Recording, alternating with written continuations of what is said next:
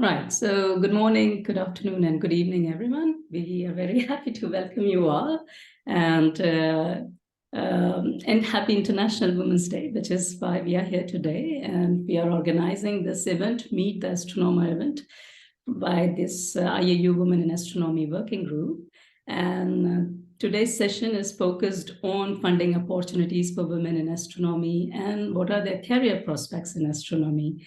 So this is an open discussion session, so we won't have, those long slide presentations, but it's an open discussion. So if you have questions, please ask, because we have lots of senior researchers here.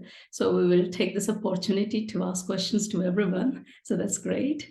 And the focus of today's discussion is going to be about sharing your experience as women researchers, giving recommendations for writing good funding proposals, reasons why women applicants have less successful proposals, problems faced by women members in jury panel, as well as while they're writing their applications, recommendation for astronomers, funding agencies, and policy makers, and filtering academic appreciation and depreciation. So there are several issues.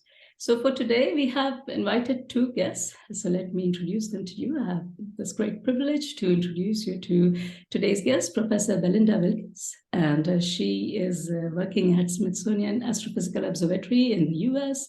She's a senior astrophysicist, and she has also served as a director of the Chandra X-ray Center from 2014 to 2020. Her research is mostly on multivalent studies of quasars, galaxies containing supermassive black holes. She's a Royal Society Wilson Visiting Fellow at the University of Bristol in UK. She did her basic studies in girls' high school, so that is also very interesting because in her formation years, she was mostly exposed to that kind of environment. And today she has been leading a lot of projects, and especially with the Chandra X-ray Center. She has served also on a wide range of professional committees, as well as users and advisory committees in the jury members and in the review boards for space and ground-based telescopes. She's a fellow of Royal Astronomical Society and the Cambridge Philosophical Society, and she's a member of International Astronomical Union and also a member of Women in Astronomy Working Group of the IAU. So in 2020, she was named a fellow of the American Physical Society for her significant contribution to understanding the active galactic nuclei, including their emission mechanisms and evolutionary pathways. And she was also named as a fellow of American Astronomical Society for her dedicated leadership of the astronomical community as a director of X-ray Chandra Center. So we are really very thankful for you to be here, to have accepted this invitation and to share your experience with us, Professor Wilkes. And the next guest is Professor Nectaria Gizani. She is from Hellenic Open University School of Science and Technology in Greece, where she holds an assistant professor position. She is the chief radio astronomer and co-PI of the Hellenic Radio Telescope. And I must say she is a very courageous lady because she is leading this project all alone, I must say, because there's a lack of expertise in radio astronomy. So this takes a lot of time, a lot of courage and willpower to continue to work on such a project and to keep it going. And she has been doing it. She has been carrying out research in the areas of astroparticle physics and radio astronomy, coordinating and tutoring students at postgraduate level and also at undergraduate level. She's also a firm supporter of women career in research. And this is when we had our first and the very long discussion all evening long on this topic. So we are going to hear more about their work, their experience in research, and what they want to share with the participants today. And we also invite all the participants to please feel free to ask questions to them on the topics that may interest you. So thank you very much. And I will pass over to Professor Wilkes to start with. Okay. I've made some notes on most of the topics that you've requested us to speak about. And since you already introduced me pretty well, I won't go over my career, except to say that I'm British by birth and I did my degrees here before moving to the States. And now I've moved back, as Mamta was saying. So when I first started as a graduate student at Cambridge, known as postgrads there were very few women in astronomy and physics. So I think the atmosphere was very different in that you were just a scientist. You weren't a female scientist. You just had to join the existing culture, which is basically being one of the boys, as it were. I didn't experience any overt harassment at that time. There were probably few enough women around that there wasn't a habit of it. I don't really know the reason why. I think this is getting worse as more and more women enter the field.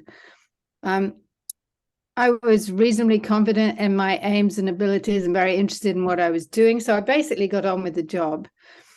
There still were, I think, disadvantages that I will go on to later about how just the 1,000 small cuts that you get continuously as a woman or minority in a male-dominated world. So I wanted to talk a little bit about disadvantages of women and minorities in society as a whole, right from the beginning, because in my experience, it begins at birth, where we have pink and blue aisles, particularly in the States. If you're a little girl, you're expected to wear pink. If you're a little boy, you're expected to wear blue. People ask you, why did you give your daughter a train set? I was asked that by a scientific colleague who had a little girl the same age, a male, I should say.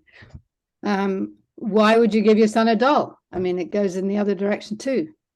I think that every child should be allowed to play with whatever they are interested in playing with, regardless of their gender.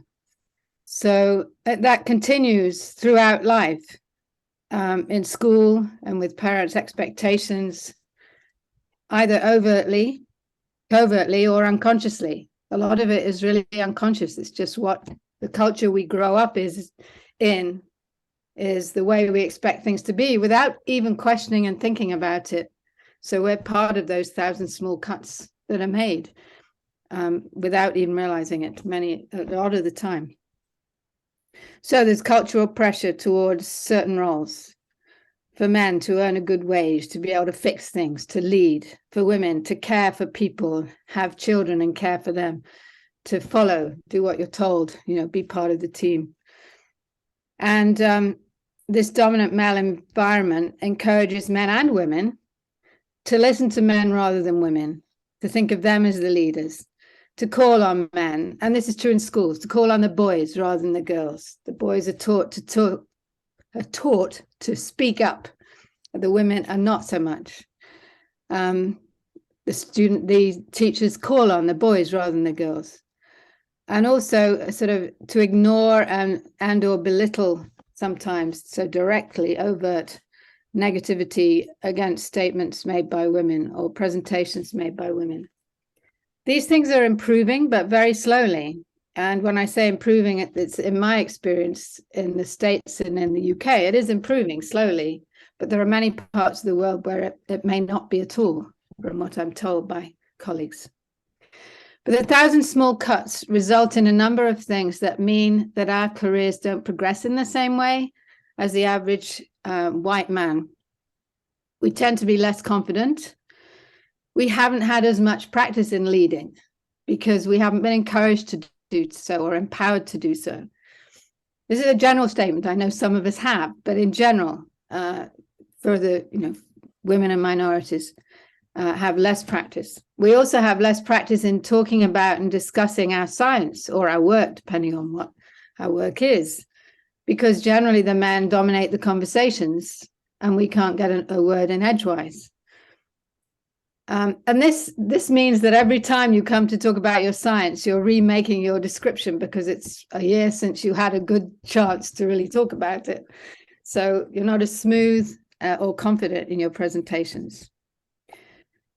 We also have fewer networks. I've seen reports about this lately, that the men have groups that they work together, so they advertise and support and cite each other's work in a way that we as women don't so much, because we're spread thinly. There aren't as many of us in a department. That isn't to say that we don't have men who we work with who support and cite us. It's just generally we have fewer networks.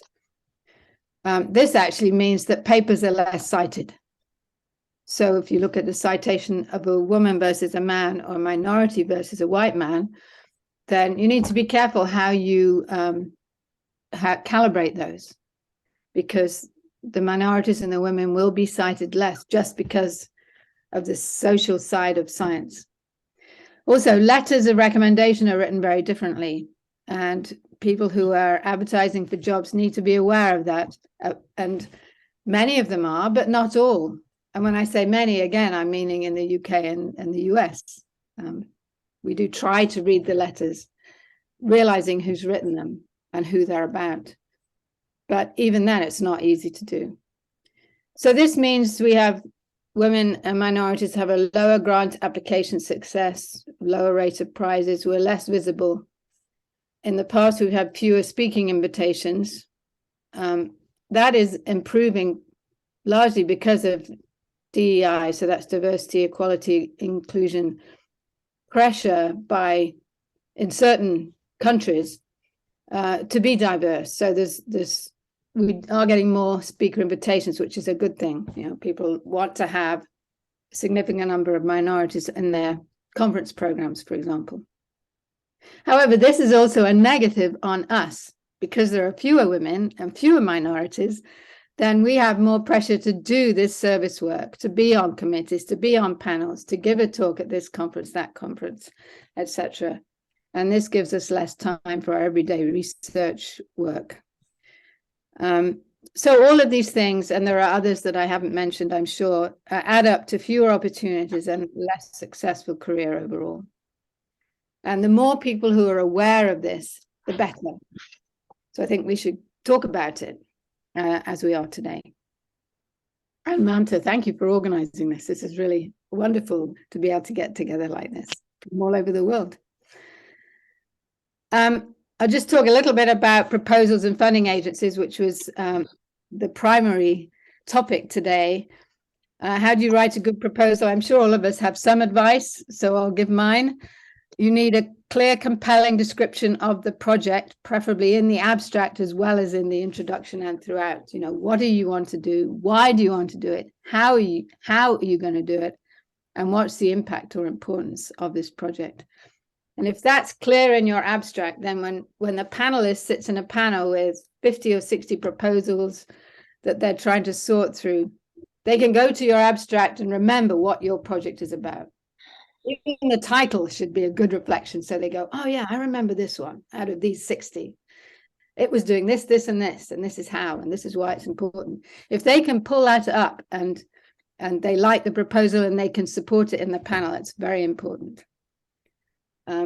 So one of my recommendations is to make sure you serve on panels yourself, because you'll see the situation you're in at the time with so many different proposals to assess and compare. So gain experience of which proposals are the ones you can really keep in your head, not just because you're interested, but because they're really well written and that science aim is very clear. And the structure, of course, should have a clear flow, good illustrations, etc. So that if somebody has a question and says, oh, but the sources they were choosing weren't good for this reason, you can go back and look at the sources and say, well, no, actually, they were good because of that reason, right? You need to be able to pull up your counter arguments as a panelist pushing a proposal. Okay, and then, so that's my advice on proposals. I'm sure there'll be other people with other things I've forgotten to say. For funding agencies, as many of you will be aware, at least in the US, I'm not so sure about the UK yet. I haven't been here long enough to know. But in the US, and particularly NASA, is moving towards what we call double-blind reviews. So this means that the proposers don't know who the panelists are. That's been true for a long time. But now the panelists don't know who the proposers are. So you have to write your proposal differently. You can't say, we did this, or our data shows this. You can refer to a reference, and it's preferable that you number your references. So, of course, if you're referring to your own work, you can do that, but it's not, you know, if every other reference in my proposal was Wilkes et al., then I would be telling people that this is by Belinda Wilkes, right?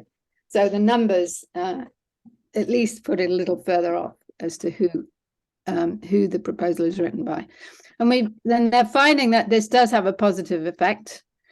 And so another important thing to do is for these funding agencies to track the gender as much as you can. It's not always very easy, but to track the success of women, to track the success of minorities. That's even harder, of course, to track to identify the people, and make sure that the percentage of accepted are at least as good as the percentage submitted. And that has been improving. And Hubble is probably the most visible one, because they had really bad statistics that were called out maybe 10, 15 years ago. And they had to make big changes to try to improve that. Actually, at Chandra, and I was running the peer review for many years, after about cycle 10, I think it was, we found that there wasn't really any bias, just overall bias against women. We had about 25% female PIs, and about 25% or even more at times were approved. And we think that was partly because 25% is no longer a minority in the same way, and partly because we were very careful to make sure we had diverse panels. We'd always have, the panels are usually 7 or 8 people. We'd try to have at least 2 women on each panel. And we were pretty successful at doing that. I don't know the details of the Hubble history, so I'm not going to make any comment on that, except that I know their stats were bad. And other things that we found helped at the Chandra review was when we were instructing the panels at the beginning to remind them that we are all subject to unconscious bias, right? So it's in their heads. Okay, I must make sure I'm not being biased about this. And it actually makes a difference to do that. And, you know, you might think, well, they've been told this many times, they know. But it's always good to remind them and have it right at the front of their minds as they go into their panel rooms. And then also to talk to the chairs. We have chair sessions because the chairs have more jobs to do than the panelists. You have to describe it to them. But we also would try to remind them to be inclusive for all conversations. So include everyone in the conversation, call on all the panelists, ask them what they think. Even those who are reluctant to speak need to be given time to speak and be encouraged and empowered to do that. So another important thing for chairs is to listen and to encourage the panelists to be part of the whole group and to treat them all with respect. Some chairs are better at doing that than others, but if you have them think about it, they at least do make an effort. And then, of course, as Hubble has done very well, track the results and seek out the inequities. And for example, they're looking at the details of theirs. And while the percentage of women with proposals approved has gone up, they find as a function of the woman's career seniority, it goes down as you get towards the more senior people, for example. It's a detail. It's not really understood. But it is important to look at the details, not just the bottom line. So I don't know how many other funding agencies throughout the world have moved in this direction. It would be interesting to hear some of that while we're discussing today. I also have some recommendations generally about how we can help one another.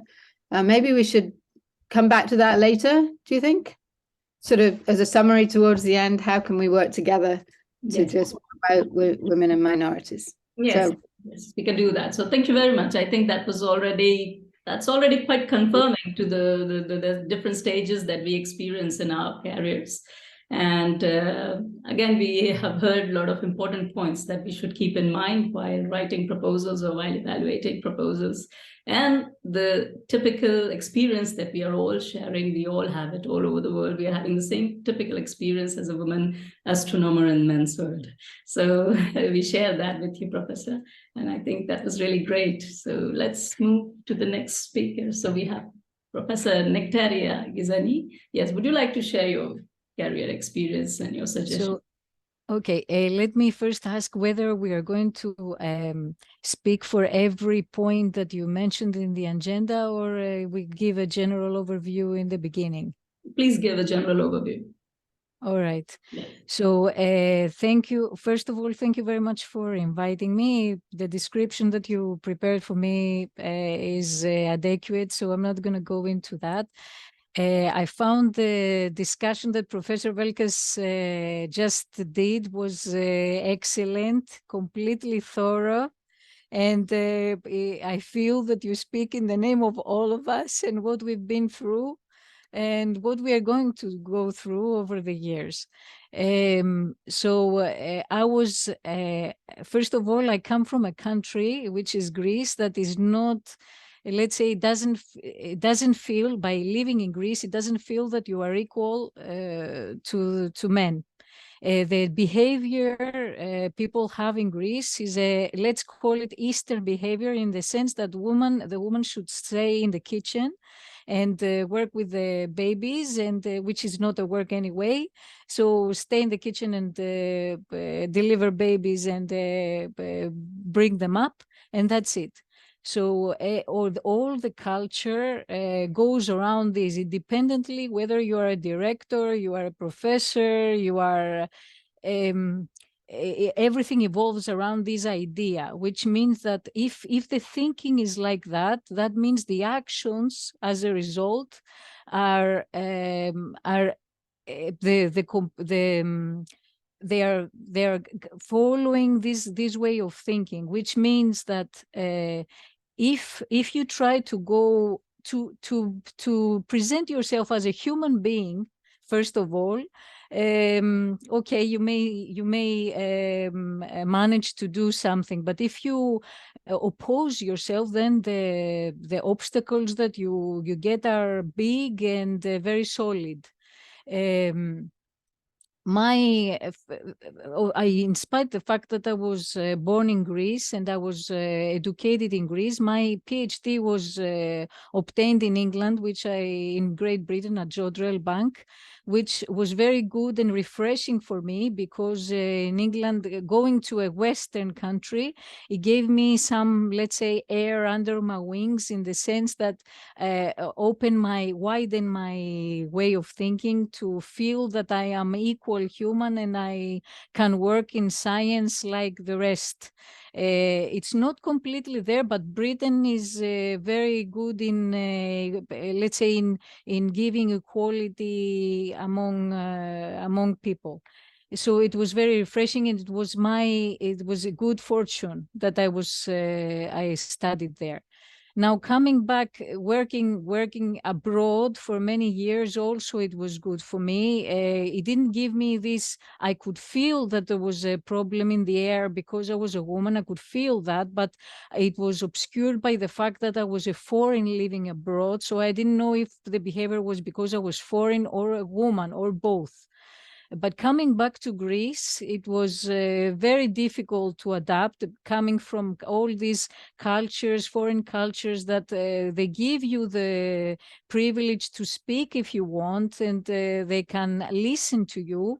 So coming back to Greece was like a dramatic a difference. And when I had this unlucky idea with my collaborator to pursue and obtain to have the first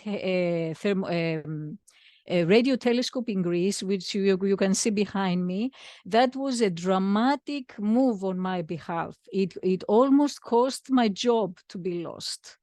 It was very bad that a woman, a radio astronomer, when no radio astronomers existed in Greece, when all the optical astronomers were in Greece and some X-ray astronomers and stuff like that.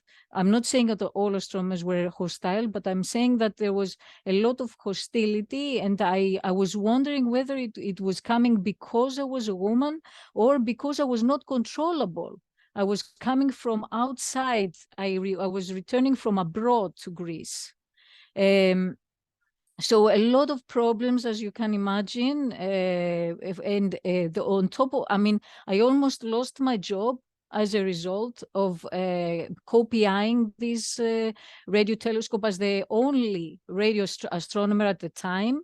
I faced, apart from that, I also faced problems of funding issues. Although we obtained like 1.9 million euro to do the conversion of the telecommunication antenna into a radio telescope, the whole project was stalled.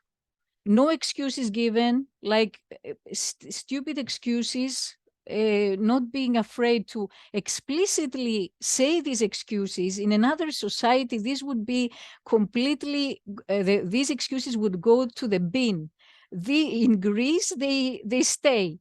You see, as you may have seen, the problem with the train accident that happened in Greece, and you may all have seen it, it's a result of the behavior of people wanting to obtain more money without doing anything, or showing off without doing anything. And if somebody dares to do something independent of money, independent of fame, because when you're a scientist, I have a very innocent idea of what a scientist is. A scientist means that you want the truth, you are unbiased, you compete, and the best prevails, but the best, not to stall your project. So my project comes up and gains the funding. I faced that many times. I had the idea, I had the feeling that I was treated differently because I was a woman. I can tell you that in the university where I work, and you see, I'm very open to this, that because I believe that many share these issues with me. I had, for example, 2 incidents that happened. One was that because I was holding a brush, that I wanted to brush something in the floor, that I saw something on the floor of the university, so I was holding the brush. And there was a colleague that came from another scientific discipline, and they said, you have pretty cleaners here in the Hellenic Open University. And I also had another experience that another colleague of mine said that, I know how astrophysicists get high positions. You just have to marry a good colleague, and that's it. So you can imagine that if you work in places that have this low idea of women, then you can imagine what the rest will, where the rest are heading. And they don't expect a woman to be courageous. They don't expect a woman to speak for herself. So you can imagine that if you dare to speak, what that means. They think that this is a hostile attitude, just because you are saying a different opinion. You don't have to support or be very impose your opinion. You just express the opinion. This is enough to receive a lot of hostility and being spotted and being put in the corner. Or many times I felt that I will use the football term, offside. Many times I felt like that I'm offside. And we see very few women in science, very few women in astrophysics. And it's very sad to see that some women that exist in science, they choose a different path. Instead of being real scientists, they think, okay, how can I obtain my funding, my proposal? And they think differently, that they have to go around the problem. Like, for a woman, it's very easy to manipulate people, it's very easy to manipulate men. And so they choose that path of manipulation instead of being a scientist and, be a scientist, be a human scientist, compete scientifically. So they choose that path. This is what I've seen in Greece too. Maybe it appears in many other countries, but it is very sad to see all these things. And I will close because, as I said, Professor Wilkes was completely thorough and analytical and to the point. And before coming to the points of the discussion of the agenda, I would just like to close with something that always in my mind as a food for thought. How come that we are the majority on planet Earth? The women are the majority, and then we have less women in leading positions when you have the mothers that bring up these men that have the leading position. So why a woman has to go around and manipulate to obtain the purpose? Why can a woman not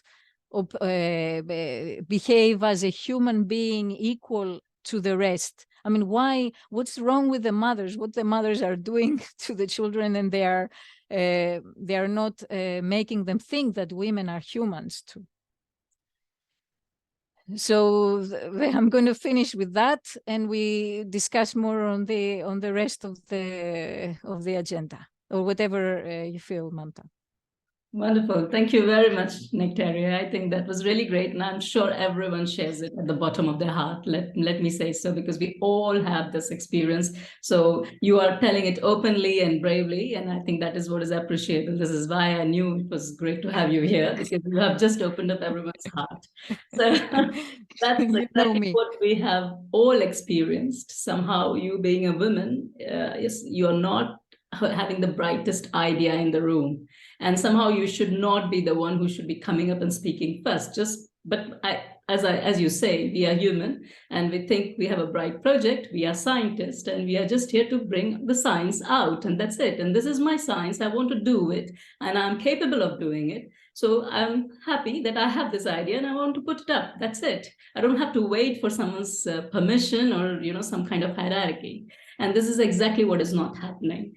And this is where the whole problem is. So science is getting diluted into lots of politics, biasness, discrimination, and all sorts of things. But real science is not being done by many people. That's what I would say.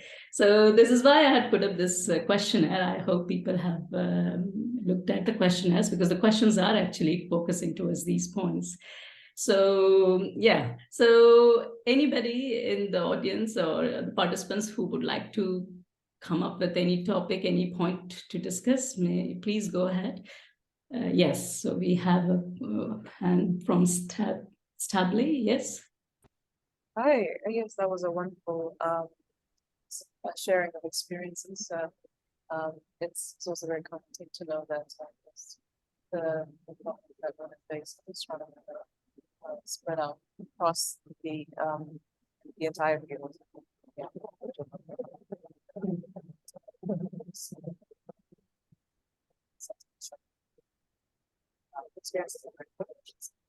So,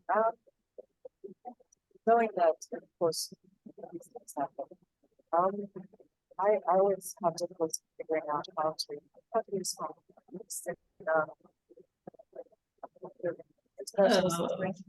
Right. I'm sorry. I would like to just interrupt you. We can't hear you clearly. It's getting... Okay. Yeah. Okay, it was getting muffled. Can you hear me now? Yes. Yes. So I'm hoping to hear from the wiser, more experienced women.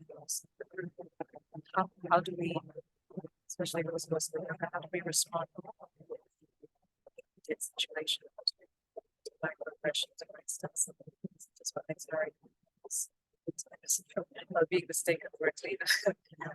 What do you think of the situation? It's not clear enough, so I would suggest you please type your question, because really the sound is not clear enough. So I'm sorry. Could you please type your question so that we can read it in the chat box and we can answer? Yeah, thank you very much. All right, while she's typing her questions, we can take another questions, or we can also, I invite everybody to please switch on your cameras and we can have open discussion. So even if Professor Gloria Dubner, or I see here we have Professor Florence Duret, she's also there, or even Adriana is there. Yes, everyone's there. So please, if you would like to share some experience about your career, then please do so. We are here to hear you, actually. And I'm sure we will learn a lot. No, I can say from a very warm Buenos Aires, the experience of astronomers coming from Latin America is not very different from what Nectaria said. There is discrimination because of nation, gender, color, And I think that sometimes it's unconscious, but it exists. And my experiences working in big instruments, in very big observatories abroad, is that I felt that I had to be twice better, that I had to make everything very, very good. I couldn't fail because I received the present of having time at the observing time at the VLA, the compact array in Australia with the Hubble. So now you have to make it everything very well. You have to get your data and soon your paper. And so I felt a lot of pressure during most of my career. And now, and during the time, I prefer to use just my initial, not my complete name. Please don't know that I am a woman. But later I said, okay, I'm a woman and I'm going to fight for a place for me and other woman coming after me. That's all. Yes, it is true. Once you have set some kind of limit, you have to keep on always actually bypassing those limits, the standards that you have put up, and people expect you to just perform more and more. You may get exhausted out of it, but people won't really look at the conditions under which you're working and how much extra work you're doing. And they just keep on, I think it's a way to just tire you so much that at one level you give up. That's what I feel. Sometimes it's also that. And that is called as bullying in research, which is so common. And you may go on presenting the better results, and you may think that, oh, I have done better this time as compared to last time, I've done more, but somehow it's never enough. So this is something which is also very common. Okay, so we have the question from Stably, that how do we respond to microaggressions when we face them? What to do when you face microaggression?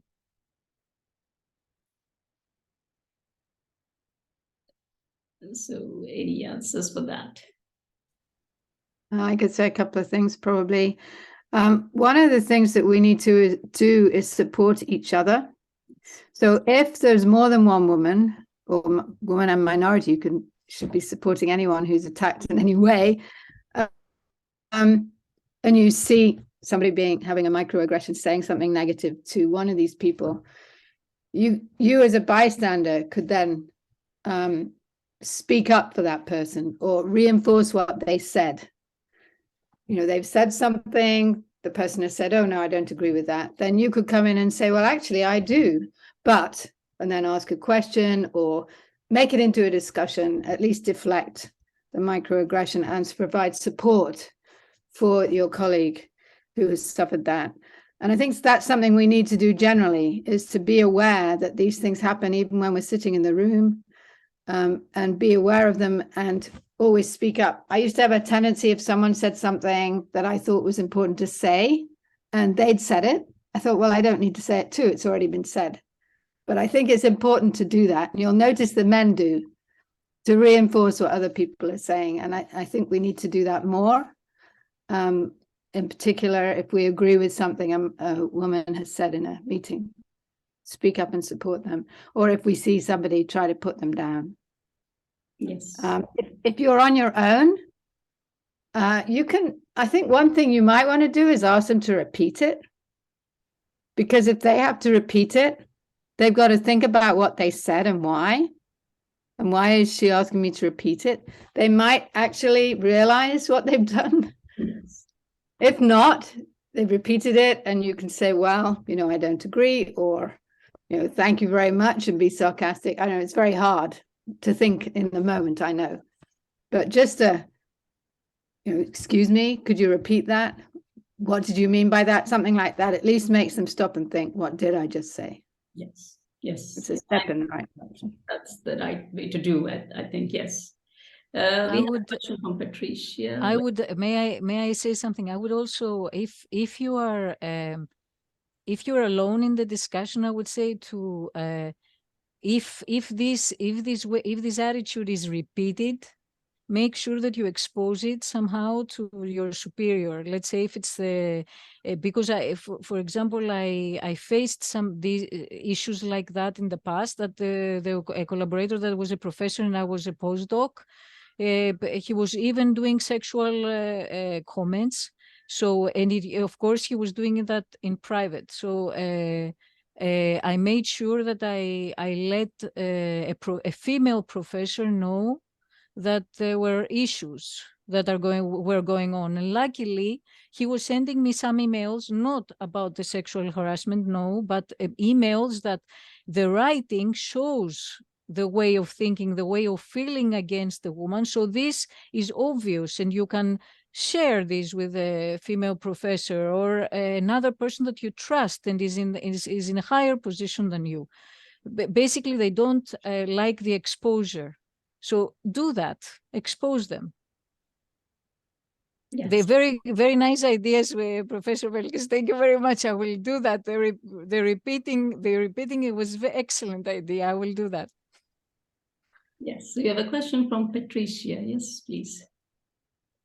Yeah, thanks. I just wanted to very strongly support what Belinda was saying. I mean, I agree with everything that everyone has said, but I do remember an experience when I was a young astronomer driving from our observatory with a group of men, and I was the driver. And one of the men got into the car and said, "I don't like women drivers, and I don't like you, and you better be very careful how you drive." He was a fool, and he often said things of that nature, and that didn't bother me. What really hurt was the fact that the other men looked out the window, hummed, didn't say a word. And I think it's that lack of support from anyone else that makes you feel you're alone. And I'm sure I wasn't alone, because in general, my colleagues supported me very strongly. But that sense of being alone when somebody says something unpleasant and nobody contradicts it in any shape or form is very hurtful and quite difficult to deal with, particularly when you're young. Thank you. Yes. Yeah, thank you. Yes, indeed. This happens very much. There's a lot of bystander effect for their personal interests, because they know if they go against this person who is at higher level, and if they support his misconduct and misbehavior, that somehow those younger ones, they won't get, some kind of perks or some kind of better positions. So that's the reason why there's a lot of bystander effect which is happening. And usually the bullying is happening also by senior members, senior professors, who take this liberty because they have this confidence of having this political grip over everybody. And sometimes you may also land up actually forwarding these kind of problems to a female senior professor. But since they are alone, since they are in minority, and since their progress also depends upon the support of other male colleagues, somehow they don't manage to take it up for a long time. So at one point, I think what we are missing over here is something coming up from the organization, from the funding agencies, or from the university, who really actually monitors these kind of behavior, and who really puts in this kind of gender balance and harassment related, some kind of a body which is following all the behavior of everyone, and where one can actually put complaints and see what action could be taken. Because if people at the top level are the ones who are not listening to you, you may write mails to all those very important people in the university or in your director, but somehow they will just turn up and they will say, okay, you're talking in an empty room, where these are the most senior members. So this has happened also. So indeed, you may feel left alone, you may feel helpless, and you may start to lose your trust over the system. And this is where the harassment, bullying, and all this misconduct and all this unhealthy and unsafe working environment with sexual problems comes in. So we need to handle this part, because the survey that we are doing, so there is one lady astronomer, she says she has absolutely no problem. She has had lots of successful proposals. She is doing very well. Whereas there is a young student who is a PhD student, she's finishing a PhD, and she's from the same country, and she says, I'm disgusted with the research world and I'm going to quit. So, so this is exactly the reality. People who are having permanent positions, they have to be a bit more controlled by universities or by organizations who are actually entitled to put in all these kind of gender balance at workplace. And somehow this part is not there. And this is the reason why I think we are not having any kind of, concrete action plan or outcomes. Yes, Nectaria, would you like to say something? What I wanted to say was about the committees that you mentioned that the universities should have. For example, now there are committees of equality, they call it in Greece, and it's a demand that is being put by the European Commission that a university, any member of the university should, if they want to apply for funding from the European Commission, then the university should have a committee of equality. The thing is that I belong to such a committee, and we have a head that is the president is a female. The thing is that, as I said, the Hellenic Open University it doesn't have a rector, has a leader, let's say, that is being put by a government that changes every 4 years. And the thing is that they put explicitly in the rules of this committee, and not only the committee of the Hellenic Open University, but all the committees in Greece that belong to universities, that they are just a committee that observes. And you can go and talk about your problem, but it just observes and can suggest to the rector. How is this possible? I mean, you should give it the power. You are a committee of quality. How can you observe? Enough with the observing. Enough. I mean, observing should be in astrophysics only. Enough with the observing. You have to do something, because then if you don't do anything, the problem just gets bigger and bigger. And I'm not saying only from the women point of view. There are some women that create a problem that doesn't exist, and men can lose their job as a result. I saw that in action in the States, that I was there for my sabbatical. I saw that.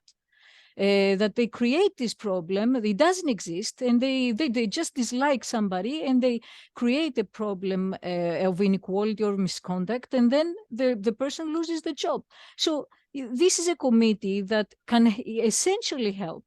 And I from my personal experience in the committee that we have, is that women have to be courageous. You have to be courageous. You have to speak up.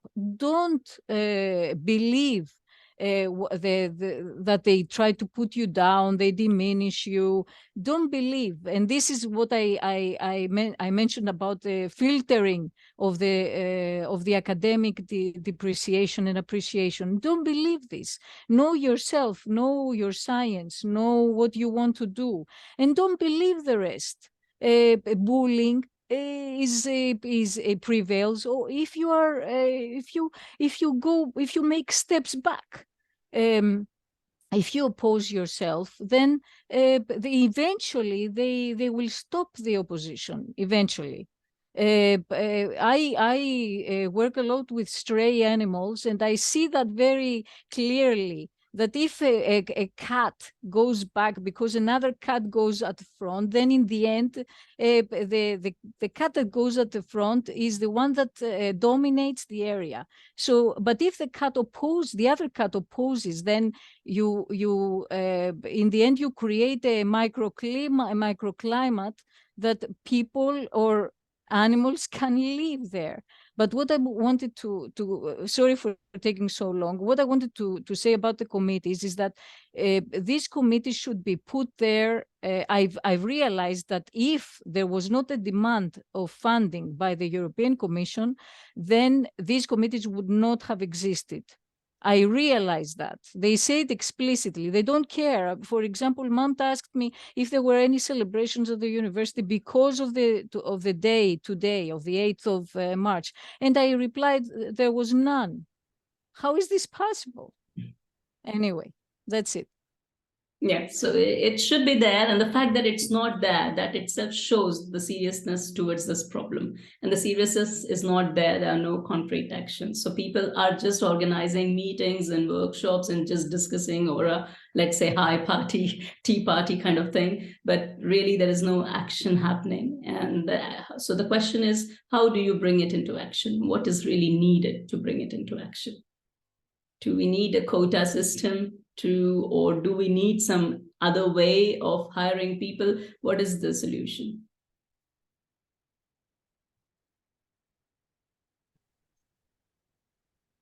Yeah, I would say we need leadership from the top. Exactly. Until you get that, it's not really going to work, is it? Yes, Exactly. so it's always the moves from the top which has to happen, otherwise it won't work. That's one thing for sure. But at the same time, I wanted to just ask you people about your experience as a referee during evaluating, funding proposals. And when you are in this team of panel of people where you have more men than women, what is your, because now you are at the same level and you are referring a proposal, and you may see some kind of biases which are coming up, and someone trying to dominate just because he is a man, his opinion on everybody, and he or she may not listen to someone, or a woman especially, who is telling something which she knows better, the science-wise. So how do you deal with this part where you have this kind of conflict between the jury members or the review committee members? How do you put up your case? Because finally you're going to face this person outside research, and he or she may be evaluating your proposal, and he or she may start to put you again into some kind of obstacles, or stop your proposal from working or whatever. So how to do that?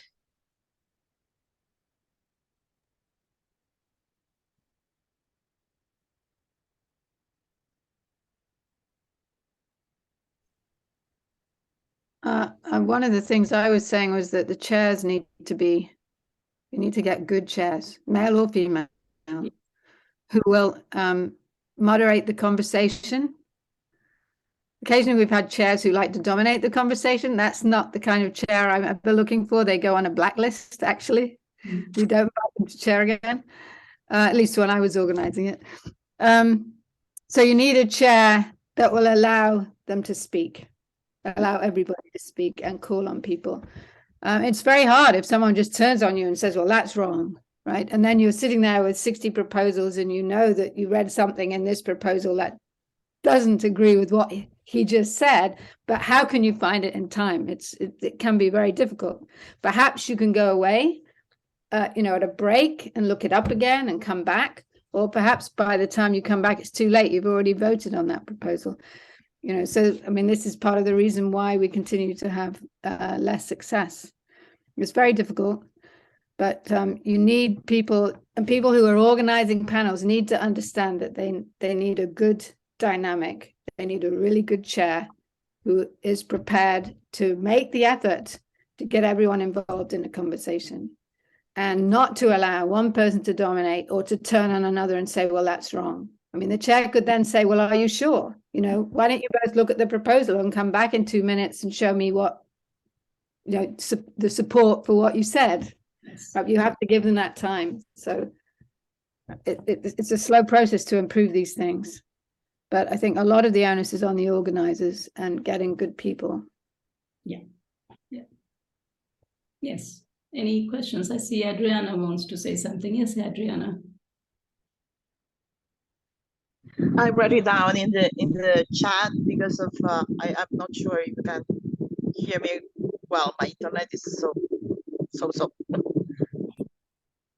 Yeah.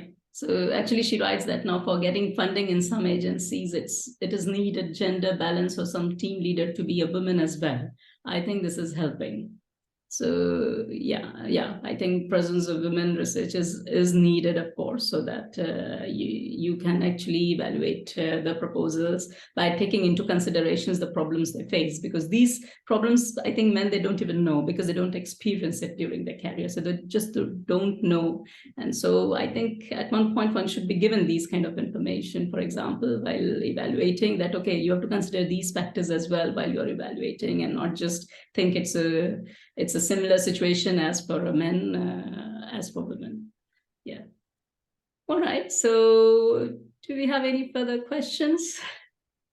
Do you have any suggestions how to improve further? I would like to say something that from my recent experience in a jury panel of fellowships that we evaluated.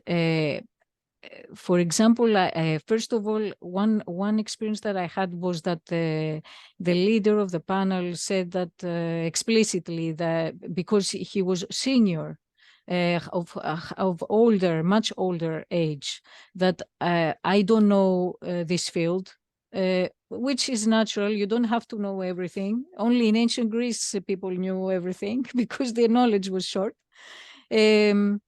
So you don't approach a colleague by saying you don't know this field. You just try to explain some things that what you see, for example. So this I complained. I complained to the official above, the one that was the person that was put there to make sure that everything ran smoothly. And what I realized is that this person was not a scientist, but was an administrative person. So what I believe is that whoever is being put higher should be at least a scientist, should understand at least the basics, and scientists of the same the direction as the proposals. For example, of the, let's call it positive direction, like maths, physics, things like that, not of humanistic or social sciences, or things like that. And the other thing is that I realized that when the other experience that I had was that when I explicitly showed to the jury, the rest of my colleagues, that this particular answer, the candidate replied in that page, like that. Why this is not? Why you think this is not a reply? And they start saying things that were not really. They were not really saying anything. It was like an abstract reply that didn't mean anything. Then I said, okay, I personally don't agree with you, so please go ahead, make you two the decisions, and I stay back. They didn't like that, so they put the third person that was smoothing the discussion to deal with the issue. And then we had some sort of a compromise that at least was putting higher marks to the candidate. And this is something, the other thing is that I believe that candidates and the sex of the candidate, the name of the candidate, the supervisor of the candidate, the country where the candidate comes from should be hidden. Because you don't know if the other person of the jury judges the sex, the researcher, the capacity of the researcher, the supervisor of the researcher, the collaborators of the researcher, the country of the researcher. Basically, if you have a scientist that is not a scientist but has bias, it doesn't evaluate the proposal well. So everything should be hidden. Yeah, but how do you do with the references? When you are writing a proposal, you write references and you cite your references. So more your number of papers we see, we know it's your proposal. That's another way.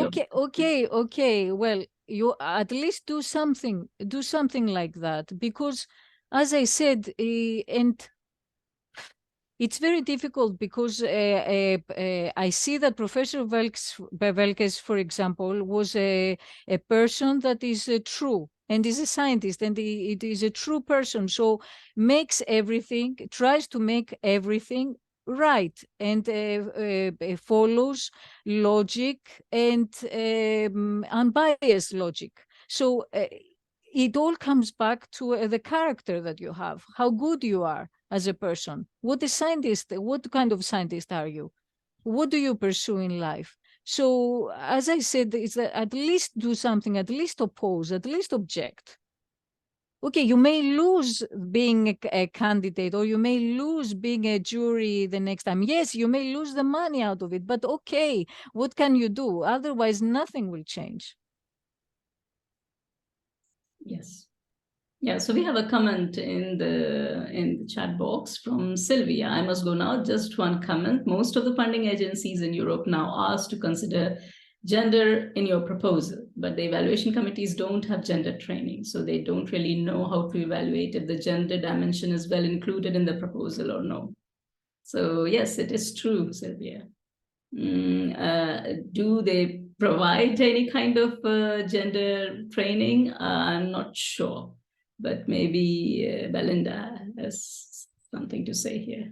Yeah, some places do. And I suppose the assumption in this particular case is that those people who are on the panels have had training at their own home institution, because they couldn't possibly give them all the training. But it would be a good idea to say something, which we always try to do in the Chandra introductions, to say something about what we mean by take account of the gender. And it's the sort of thing I was saying, depending on your committee, letters are not written in the same way for a woman on average. They use much softer terms. You don't often get somebody saying their work was a tour de force to when they're writing over a woman, for example. But yeah, you're right. You need to have some kind of training in order to know what that means. But in the US, you wouldn't know the gender. So that has a negative and a positive. You can't account for it. This is on proposals for observing time, though, rather than an award where you'd have a letter specifically written for a person. In that case, then you do, and you could take account of it. It's difficult, but we have to train more people. Yeah, exactly. But the other thing I wanted to say, the double blind for the observing proposals and money funding proposals, even though your name's going to be in the reference list, there's going to be a lot more in there as well. So it just takes it out of their first line of sight, the name of the person. So people don't think about it as much. So I think in general, it does have a very positive effect. Yes, you could spend a lot of time on each proposal and say, well, who do I think wrote this? But you've got a lot of proposals to read and it's not in front of you. So very few people are going to do that. Yes. And I think, the results bear that out. Apparently in Spain, they don't provide this gender training. It's bias training. We call it anti-bias training, but yeah, you need to. We need to do that throughout the world. Yeah, it doesn't exist even in France. I think that just talking about equality in professional terms, but that's on Women's Day and that's it. So that's nothing more. Really? Yeah. You don't have training in France either? No, we are not having any sort of training in France for this yet. Wow. So this is, Wow. but they're talking about it a lot. They're making a lot of noise about it. There are lots of posters everywhere. But you can go to that poster stand and just ask them exactly, so what are you trying to say? Oh, we have put the posters of all the ladies. Marie Curie is there and Nancy Robin is there. So yeah, that's it. What do you want to achieve out of it? Why are you doing it? Oh, that's just to celebrate Women's Day, nothing more than that. Yeah. So I think there should be a bit more action rather than just talking and discussion. And as Nectaria already said, the discussions have happened since long. The observations are going on since decades, but we have to have some action. And this is exactly where I think funding agencies and organizations, research organizations, as well as universities have to really take a step forward and not just be a mere observer. Yeah, right. Any further questions? Maybe Jolanta wants to add something over here about what's happening on Poland side. I don't, yeah. Right. Okay, so we don't have any further questions, I suppose. So I think we will stop here. And as we have been already discussing with Belinda, we are working on a code of conduct that will be coming up very soon, where we are going to actually include all these points. So we are going to work on it together. And at one point, I think it will be there.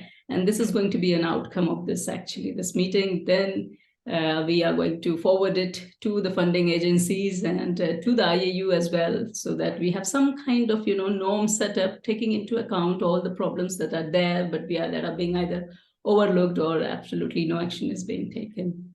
So thank you very much, everybody, for your participation. But if you want to say something, add something, then please go ahead. Could I say one more thing? I was reading an article in The Guardian today that was from Athene Donald, she's the Master of Churchill College in Cambridge, and she has a blog. Maybe some of you watch this.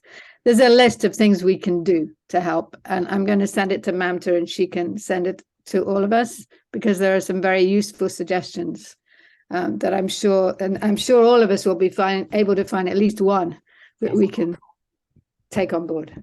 Yes, you can take up from there and we can go ahead. So everyone, you're welcome to please share your experience, your comments, your suggestions. We are happy to receive your comments, because this is what helps us to actually, guide our actions in the right direction and as per the needs of everybody, and how it can be just better and more, complete, rather than being, biased in just one side or one way of thinking. So please do not hesitate. Send your comments, send your questions, and we are very happy to receive it. Thank you very much for your participation and for making this day special.